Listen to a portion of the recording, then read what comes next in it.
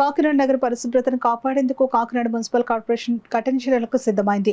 నగరంలో కొబ్బరి బొండాలు విక్రయించే వ్యాపారులు బొండాల వ్యర్థాలను ఎక్కడ పడితే అక్కడ పారవేయరాదని అదనపు కమిషనర్ కెటి సుధాకర్ హెచ్చరించారు. శనివారం నగరంలోని పలు ప్రాంతాల్లో పర్యటించిన ఆయన కొబ్బరి బొండాల వ్యాపారులతో నేరుగా మాట్లాడి సమస్యలను వివరించారు.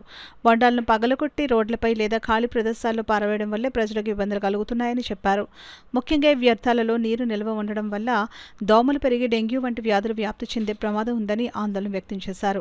వ్యాపారులు బొండాలను 4 ముక్కలుగా చేసి కార్పొరేషన్ శానిటేషన్ సిబ్బందికి అందించాలని సూచించారు. సామర్లకోట రోడ్, యానం రోడ్ సహా కార్పొరేషన్ పరిధిలోని ఎక్కడైనా కొబ్బరి బొండాల చెత్తను నిర్లక్ష్యంగా పారవేయడం పూర్తిగా నిషేధించబడిందని స్పష్టం చేశారు. నిబంధనలు ఉల్లంఘించిన వారిపై కఠిన చర్యలు తప్పవని హెచ్చరించారు.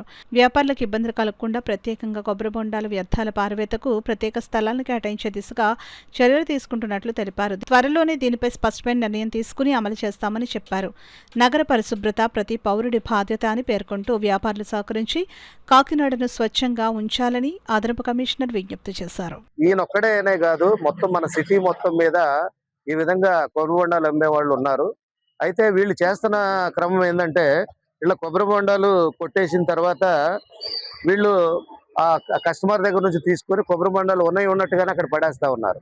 అలా పడేయడం వల్ల దాంట్లో దోమలు వృద్ధి అయ్యి ఆ లార్వా ఇవన్నీ కూడా వృద్ధి అయిపోయి మళ్ళీ కొత్తగా దోమలు పుట్టుకొచ్చేసి డెంగ్యూ దోమలు అలాంటివి వృద్ధి అయ్యి మళ్ళీ ప్రజలకు చాలా హానికరంగా ఉన్నాయి. కాబట్టి వాళ్ళకి చెప్పేది ఏంటంటే, ఈ కొబ్బరి బొండాన్ని 4 ముక్కలకు కొట్టేస్తే అది మనకు తొందరగా ఎండిపోవడానికి అవకాశం ఉంటుంది.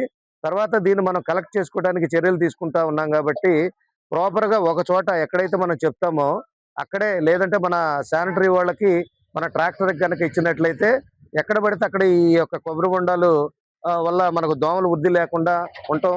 అదేవిధంగా కొబ్బరి బొండాల వల్ల మనకు చెత్త అక్యుములేట్ అయ్యే పరిస్థితి లేకుండా ఉంటుంది. కాబట్టి అందరూ కూడా వ్యాపారస్తులు ఎవరైతే ఉన్నారో మీరు ఇక నుంచి ఇదిగో ఒకసారి చూపించమ్మా, ఎలా కొడుతున్నావు చూపించుడు. ఇక నుంచి కొబ్బరి బొండాన్ని 4 ముక్కలుగా కొట్టండి.